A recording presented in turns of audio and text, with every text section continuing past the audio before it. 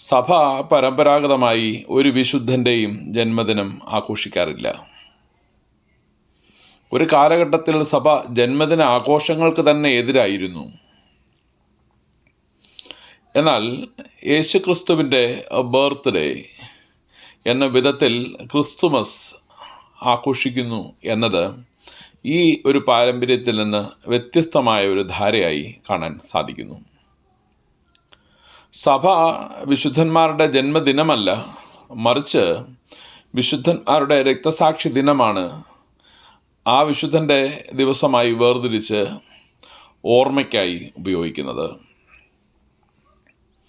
സഭ ജന്മദിനത്തെ കാര്യമായി എടുക്കാതിരിക്കുകയും അതിന് പകരം ബാപ്റ്റിസ്മൽ റീബർത്തിനെയും രക്തസാക്ഷി ദിനത്തെയും ഗൗരവമായി എടുത്ത് അതിനെ വിലമതിക്കുകയും ചെയ്ത ഒരു പാരമ്പര്യമാണ് കാണാൻ സാധിക്കുന്നത്. വിശുദ്ധ ഒറിഗനെ പോലെയുള്ള ആദിമ സഭാപിതാക്കന്മാർ, പ്രത്യേകിച്ച് ആദ്യത്തെ 2-3 നൂറ്റാണ്ടുകളിൽ ജീവിച്ചിരുന്നവർ എന്ന അർത്ഥത്തിൽ ആദിമസഭയുമായി ഏറ്റവും അടുത്ത് ഉണ്ടായിരുന്ന പിതാക്കന്മാർ എന്ന വിധത്തിലും ഒറിഗനെ പോലെയുള്ള സഭാപിതാക്കന്മാരുടെ പഠിപ്പിക്കലുകളും നിലപാടുകളുമൊക്കെ പരമ്പരാഗത സഭകൾ വളരെ ഗൗരവമായി എടുക്കാറുണ്ട്.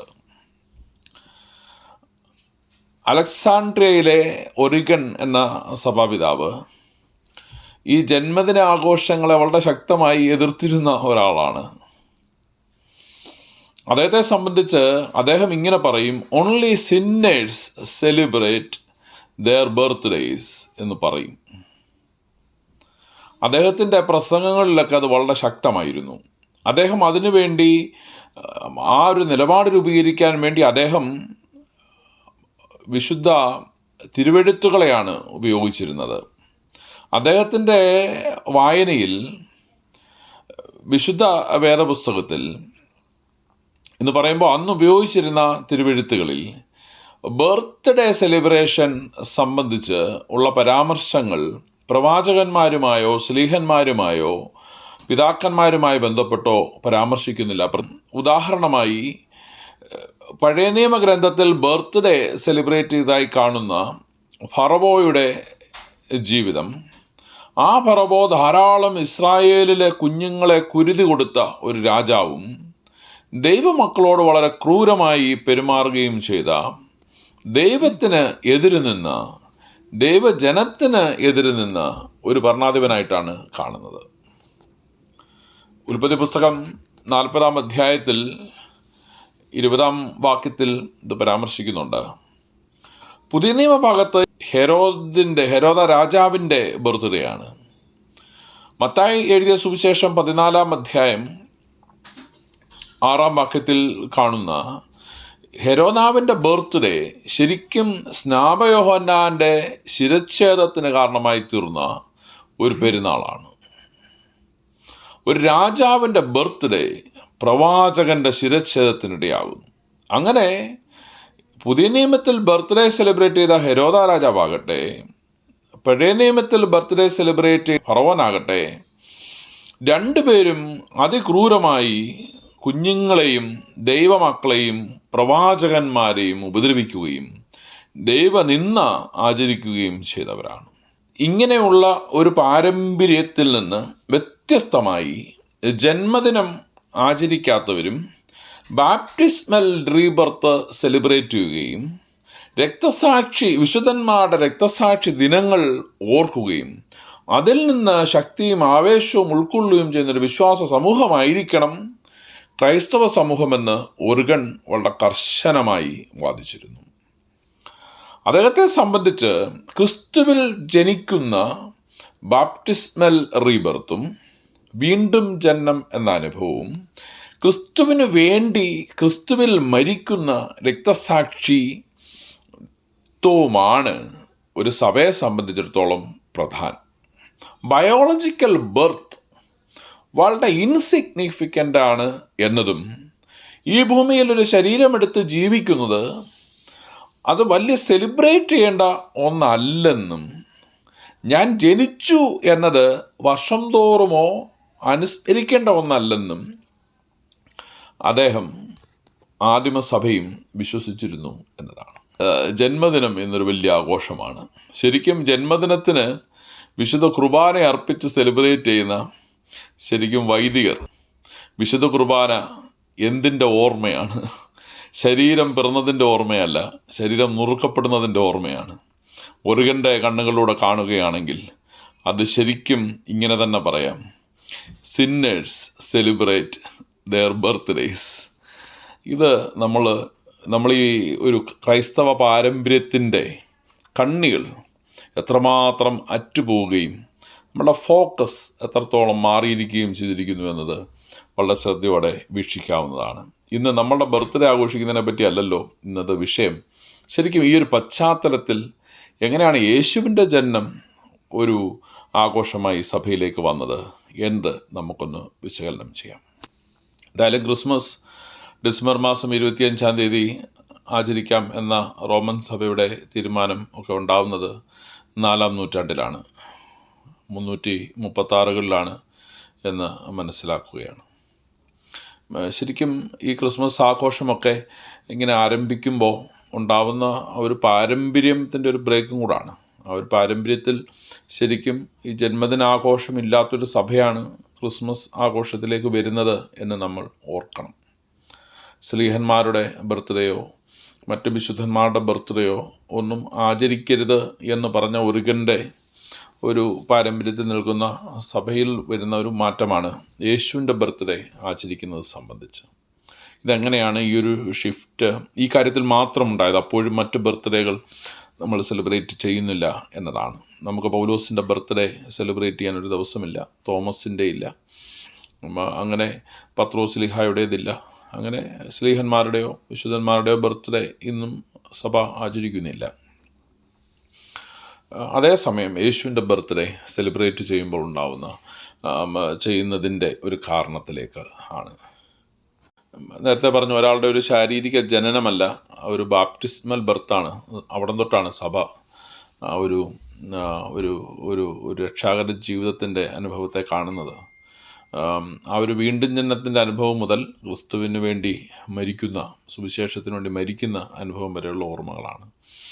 എന്നാൽ യേശുവിൻ്റെ ജനനത്തെപ്പറ്റി ഒക്കെ സഭ യേശുവിലൂടെയുള്ള രക്ഷാകര സംഭവത്തെ ഒക്കെ വായിക്കുമ്പോൾ സഭ യേശുവിൻ്റെ ജനനം എന്ന് പറഞ്ഞാൽ കന്യകാ ജനനം, യേശുവിൻ്റെ ജീവിതം, യേശുവിൻ്റെ മരണം, ഉയിർത്തെഴുന്നേൽപ്പ്, സ്വർഗാരോഹണം, യേശുവിൻ്റെ 2ാം വരവ്, ഇങ്ങനെയുള്ള വലിയ രക്ഷാകര സംഭവത്തെ മുഴുവൻ ഒരൊറ്റ പാക്കേജിൽ കാണുവാനായി സാധിച്ചു. ഫിലിപ്പിയ ലേഖനത്തിൽ പൗലോസ് ശ്ലീഹ പറയുന്നത് പോലെ സ്വർഗത്തിൽ നിന്നിറങ്ങി സ്വർഗത്തിൽ കയറുന്ന യേശു.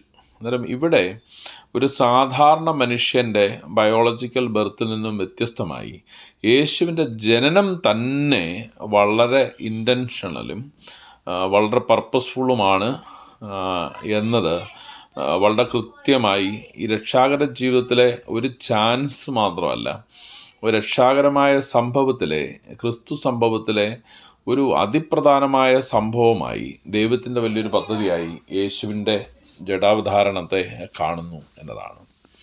അങ്ങനെ കാലസമ്പൂർണത വന്നപ്പോൾ ദൈവം തൻ്റെ പുത്രനെ അയച്ചു എന്ന് ഗലാത്യ ലേഖനം 4-ാം അധ്യായത്തിൽ പൗലോസ് ശ്ലീഹ പറയുന്നത് പോലെ തികച്ചും യാദൃച്ഛികമല്ലാത്ത ഒരു സംഭവമായി യേശുവിൻ്റെ ജനനത്തെ കാണുന്നു എന്നതാണ്. യേശുവിൻ്റെ ജീവിതത്തിലെ കലണ്ടർ സെറ്റ് ചെയ്യുമ്പോൾ ഓരോ സംഭവങ്ങളെയും സെറ്റ് ചെയ്തപ്പോൾ വന്ന ഒരു സംഭവമാണ്, ഒഴിവാക്കാനാവാത്തൊരു ദിവസമായിട്ട് യേശുവിൻ്റെ ജനനത്തെയും എടുക്കുന്നു എന്നതാണ്.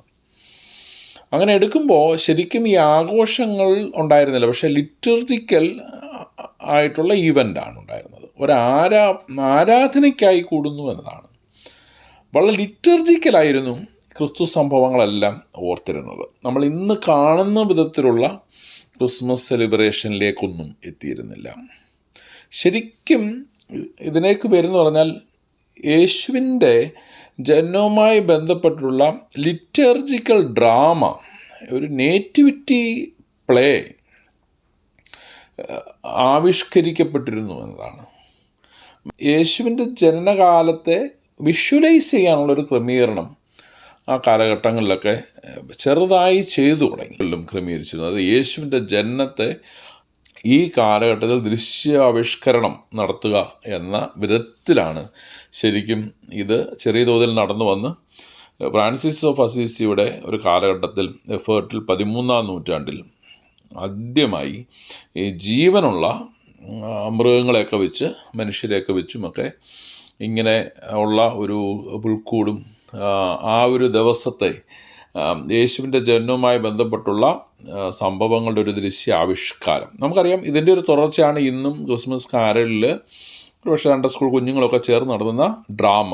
അത് പലപ്പോഴും ആ ഡ്രാമ ഇന്ന് ശരിക്കും ഈ നേറ്റിവിറ്റി പ്ലേ എന്നുള്ളതിൽ നിന്നൊക്കെ വ്യത്യസ്തമായി ചിലപ്പം ഈ തമാശ പരിപാടികളും കോമഡി പരിപാടികളും TV ഷോ പോലൊക്കെ ആക്കുന്നുണ്ട്. ശരിക്കും കാരൽ സർവീസിനിടയിലുള്ള നേറ്റിവിറ്റി പ്ലേ എന്ന് പറഞ്ഞാൽ ബൈബിളിലെ ക്രിസ്തു സംഭവത്തെ, ജനന സംഭവത്തെ ദൃശ്യവൽക്കരിക്കുക എന്ന ഒറ്റ ഉദ്ദേശത്തിൽ വേറെ ഇൻഗ്രീഡിയൻസ് അതിൽ കയറ്റാൻ പാടില്ല.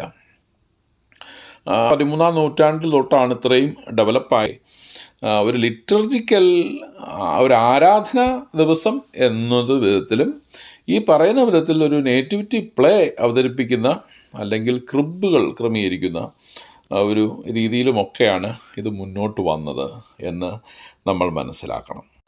തൻ്റെ ഏകജാതനായ പുത്രനിൽ വിശ്വസിക്കുന്ന ഏവനും നശിച്ചു പോകാതെ നിത്യജീവൻ പ്രാപിപ്പാൻ തക്കവണ്ണം ദൈവം അവനെ നൽകുവാൻ തക്കവണ്ണം ലോകത്തെ സ്നേഹിച്ചു എന്ന് പറയുമ്പോൾ, ദൈവം അവനെ നൽകുവാൻ തക്കവണ്ണം ലോകത്തെ സ്നേഹിച്ചു എന്ന് പറയുമ്പോൾ ഈ നൽകുക എന്നത് ശരിക്കും ക്രൂശുമരണത്തെയാണോ ഉദ്ദേശിക്കുന്നത്, യേശുവിൻ്റെ ജനനത്തെയാണോ? ഈ ഒരു ഡിസ്കഷൻ പലപ്പോഴും ഒരു ക്രിസ്റ്റോളജിക്കൽ ഡിസ്കഷനിൽ വളരെ പ്രധാനമായി കാണാറുണ്ട്. യേശുവിൻ്റെ മരണമാണോ നൽകൽ, ജനനമാണോ? പലപ്പോഴും യേശുവിൻ്റെ മരണത്തെ ഇങ്ങനെയുള്ള നൽകലായി കാണുന്നവരുണ്ട്, യാഗമായി കാണുന്നവരുണ്ട്. എന്നാൽ വ്യത്യസ്തമായ ഒരു ചിന്താധാരയും വളരെ ശക്തമാണ്. യേശുവിൻ്റെ ഹോൾ ലൈഫ്, ക്രൈസ്റ്റ് ഈവൻ്റ് മുഴുവനാണ് നൽകപ്പെടൽ. അതുകൊണ്ട് ക്രിസ്തുവിനെ നൽകി എന്ന് പറയുമ്പോൾ ഈ നൽകൽ പ്രക്രിയയിലെ ഏറ്റവും നിർണായകമായ തുടക്കമാണ്, ഈ ഭൂമിയിലെ തുടക്കമാണ് യേശുവിൻ്റെ ജനനം.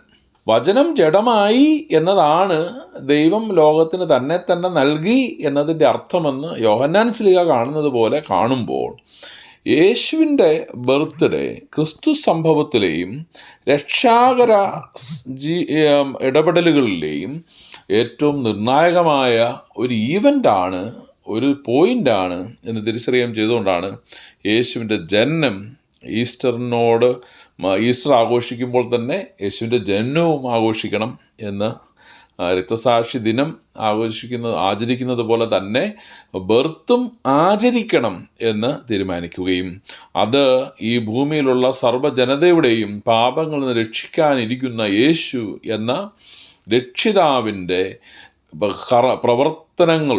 രക്ഷാകര പ്രവർത്തനങ്ങളുടെ ആരംഭമായി കാണുകയും ചെയ്യണം എന്ന വിധത്തിലും ഈ നേറ്റിവിറ്റി പ്ലേയിലൂടെയും ആരാധനയിലൂടെയും സർവ്വജനതയും യേശുവിൻ്റെ രക്ഷാ അനുഭവങ്ങളിലേക്ക് കടന്നു വരികയും യേശുവിലൂടെയുള്ള രക്ഷാകര അനുഭവം സഭ സെലിബ്രേറ്റ് ചെയ്യുകയും ചെയ്യണം എന്ന് തീരുമാനിക്കുകയും ചെയ്തതിൻ്റെ ഭാഗമായിട്ടാണ് ജന്മദിനങ്ങൾ ആഘോഷിക്കാത്ത സഭ യേശുവിൻ്റെ ജന്മദിനം ആചരിക്കുവാനും ഓർക്കുവാനും ക്രിസ്തു സംഭവത്തിലെ ഏറ്റവും നിർണായകമായ ഒരു അനുഭവമാണ്, രക്ഷാകര ജീവിതത്തിലേക്ക് നമ്മെ ക്ഷണിക്കുന്ന ക്രൂശുമരണം പോലെ തന്നെ പ്രധാനമായ ഒന്നാണ് യേശുവിൻ്റെ പിറവി എന്നത് തിരിച്ചറിയുകയും അവതരിപ്പിക്കുകയും ചെയ്യും. അതുകൊണ്ട് ഓരോ പുൽക്കൂടും ശരിക്കും യേശുവിൻ്റെ രക്ഷാകര അനുഭവത്തിലേക്ക് നയിക്കുന്ന ഒന്നായിത്തീരണം എന്ന വിധത്തിലാണ് റോമൻ സഭ അത് ഇൻട്രൊഡ്യൂസ് ചെയ്തത്. ഇന്ന് അത് ഏതൊക്കെ വിധത്തിലാകുന്നു എന്ന് നമ്മൾ വിലയിരുത്തുന്നത് നല്ലതാണ്. ജർമ്മനിയിൽ നിന്നൊക്കെ വരുന്ന ക്രിസ്മസ് ട്രീ പോലും ശരിക്കും ആദം ഈവ് പ്ലേയുടെ ഭാഗമായി വരുന്ന ഒരു ആപ്പിൾ ട്രീ ആണ്. ശരിക്കും അത് ക്രിസ്മസ് ഒരുക്കങ്ങളുടെ ഭാഗമായി ഏറ്റെടുക്കുമ്പോൾ ശരിക്കും ഏദൻ തോട്ടത്തിൽ നടന്ന ഒരു പാപത്തിൻ്റെ കളിയിൽ നിന്നും അതുമായി എങ്ങനെയാണ് ഉൽപ്പത്തി പുസ്തകം 3-ാം അധ്യായവുമായി യേശുവിൻ്റെ ജനനാഘോഷത്തെ കണക്ട് ചെയ്യുന്നത്, ഇത് പലപ്പോഴും ഓർക്കാതെയാണ് നമ്മൾ ശരിക്കും ക്രിസ്മസ് ട്രീ ഒരുങ്ങുന്നത് പോലും. ശരിക്കും 15-ാം നൂറ്റാണ്ട് മുതലോ മറ്റോ ആരംഭിക്കുന്ന ഒരു ചരിത്രം മാത്രമേ ഈ ക്രിസ്മസ് ട്രീയുടെ വേരുകൾക്ക് ജർമ്മനിയിൽ പോലുമുള്ളൂ എന്നതാണ്. നമ്മളുടെ ഇന്നത്തെ ക്രിസ്മസിലെ ഏറ്റവും പ്രധാനപ്പെട്ട കോമാളി രംഗം വിദൂഷക കഥാപാത്രമായ സാന്റാക്ലോസ്. അതിൻ്റെ ഇന്ന് കാണുന്ന വിധത്തിലുള്ള ഒരു സാന്റ ശരിക്കും ഡിസൈൻ ചെയ്യപ്പെടുന്നത് 1930കളിൽ കൊക്കോകോള കമ്പനി അവരുടെ ഡ്രിങ്കിൻ്റെ പരസ്യത്തിന് വേണ്ടിയിട്ടാണ്. ശരിക്കും വളരെ വളരെ കുറച്ച് മാത്രം ഒരു 50 വർഷത്തെ പഴക്കം മാത്രമുള്ള ഈ സാന്റയുടെ വേരുകൾ ഇങ്ങനെ ചകഞ്ഞ് പുറകോട്ട് പോകാമെങ്കിൽ ഒരു ഏഷ്യ മൈനർ ബിഷപ്പായ സെയിൻറ്റ് നിക്കോളാസ് എന്ന 4-ാം നൂറ്റാണ്ടിൽ ജീവിച്ചിരുന്ന ഒരു വിശുദ്ധൻ്റെ അടുക്കിലേക്ക് ചെന്ന് എത്തുമായിരിക്കണം. ശരിക്കും വേരുകൾ തേടുമ്പോൾ അവിടെ നിന്ന് ഇങ്ങനെ കണ്ടിന്യൂസ് ഡെവലപ്പ് ചെയ്ത് വന്നൊന്നുമില്ല. ചരിത്രങ്ങൾ ഇങ്ങനെ കണക്ട് ചെയ്യുന്നതാണല്ലോ. അങ്ങനെ ഉള്ള നിക്കോളാസ് എന്ന് പറയുന്ന ഒരാളിങ്ങനെ വേഷം കെട്ടി ക്രിസ്മസ് സമ്മാനങ്ങളുമായി ദരിദ്രരുടെ അടുക്കിലേക്കും പാവങ്ങളുടെ ഇടയിലേക്കും പോയി രഹസ്യമായി സമ്മാനങ്ങൾ വെച്ച്, പ്രത്യേകിച്ച് കുഞ്ഞുങ്ങൾക്ക് അവരുടെ ആവശ്യങ്ങൾ മനസ്സിലാക്കി സമ്മാനങ്ങൾ നൽകി അപ്രത്യക്ഷമായിരുന്നു എന്ന് ഒക്കെ പറയുന്ന ഒരു കഥയുണ്ട്. ആ കഥയുമായിട്ടൊക്കെ ഇതിനെ പിന്നെ കണക്ട് ചെയ്യുന്നതാണ്. എന്നാൽ ഇന്ന് കാണുന്ന സാന്റ ശരിക്കും ഒരു വിദൂഷക വേഷമുള്ള സാന്റയാണ്. ഒരു വിശുദ്ധൻ്റെ രൂപത്തെയോ അല്ലെങ്കിൽ മറ്റേതെങ്കിലും വിധത്തിലുള്ള അനുഭവത്തേക്കാൾ കൂടുതൽ എങ്ങനെ കൂടുതൽ ഒരു വിദൂഷക വേഷം ധരിക്കാൻ സാധിക്കും? ശരിക്കും ആ തൊപ്പി തന്നെ സൂചിപ്പിക്കുന്നത് ഏതാണ്ട് അതുപോലെ തന്നെയാണ്. ഞാനിത് സൂചിപ്പിച്ചത് നമ്മൾ ഓരോ കാര്യങ്ങളും എങ്ങനെയാണ് ഇതിലേക്ക് ആഡ് ചെയ്യപ്പെട്ടത്.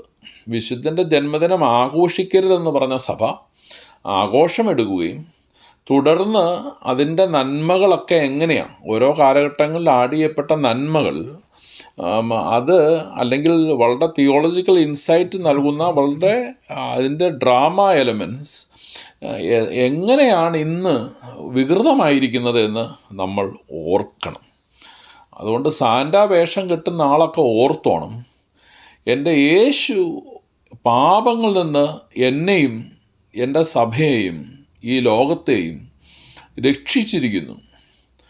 അത് ഞങ്ങൾ ആ മഹാസന്തോഷം വിളിച്ചു പറയുവാൻ, യേശുവിൻ്റെ ജനനത്തെ ആരാധിക്കാനും ആഘോഷിക്കാനും ആചരിക്കാനും അത് വിളംബരം ചെയ്യുവാനുമാണ് ഞങ്ങൾ കാരളായി പോകുന്നത്. ഇത് ഓർക്കണം. കാരൽ എന്ന ശരിക്കും അതൊരു ലാറ്റിൻ വേർഡ്, കരോള എന്ന് പറയുന്ന ലാറ്റിൻ വേർഡിൻ്റെ അർത്ഥം തന്നെ വട്ടം നിന്ന് ഡാൻസ് ചെയ്യുക, പാട്ട് എന്നൊക്കെയാണ്. ഡാൻസും പാട്ടും ഒക്കെ അതിനകത്തുണ്ട്. അന്നേരം വട്ടം നിന്ന് ഡാൻസ് ചെയ്യുകയും പാടുകയൊക്കെ ചെയ്യുന്ന എന്തിനു വേണ്ടിയിട്ടാണെന്ന് ചോദിച്ചാൽ, ഇതാണ് ഞങ്ങളെ പാപങ്ങളിൽ നിന്ന് രക്ഷിച്ച യേശു ഞങ്ങളുടെ പാപമോചനമാണ് സെലിബ്രേറ്റ് ചെയ്യുന്നത്. പാപമോചനത്തിൻ്റെ സന്തോഷമായിരിക്കണം, പാപത്തിൻ്റെ സന്തോഷമാകാൻ പാടില്ല. ഞാൻ ആവർത്തിക്കുകയാണ്, ക്രിസ്മസ് ആഘോഷങ്ങൾ പാപമോചനത്തിൻ്റെ സന്തോഷമായിരിക്കണം, പാപത്തിൻ്റെ സന്തോഷമാകാൻ പാടില്ല. ഇങ്ങനെ പറയും, Christmas celebration is not just a birthday party, it is a representation of the salvific event. നമ്മൾ സെലിബ്രേറ്റ് ചെയ്യുന്ന യേശുവിൻ്റെ ജന്മദിനം ശരിക്കും നമ്മളെ പാപത്തിൽ നിന്നും വീണ്ടെടുത്തവൻ്റെ ജന്മദിനമാണ്.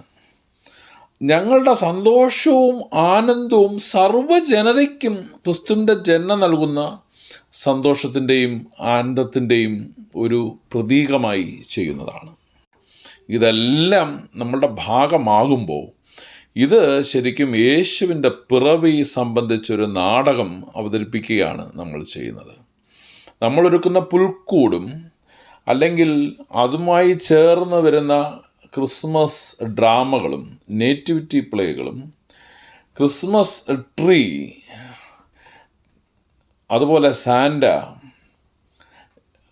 കാരൽ, സ്റ്റാറുകൾ, ഇവയെല്ലാം പോയിൻ്റ് ചെയ്യുന്നത് പാപത്തെപ്പറ്റിയും പാപത്തിൽ നിന്നുള്ള രക്ഷയെപ്പറ്റിയും ഇതിനായി ഒരുക്കുന്ന രക്ഷാകരമായ പദ്ധതിയിൽ യേശുവിൻ്റെ പിറവിക്കുള്ള പ്രസക്തിയെപ്പറ്റിയും ആ പ്രസക്തിയിലൂടെ നമുക്ക് ലഭിക്കുന്ന പാപമോചനത്തിൻ്റെ ആനന്ദത്തെപ്പറ്റിയും സർവ്വജനതയ്ക്കുമുള്ള മഹാസന്തോഷത്തിൻ്റെ ഉള്ള പങ്കാളിത്തത്തെപ്പറ്റിയുമുള്ള ഓർമ്മപ്പെടുത്തലാണ്.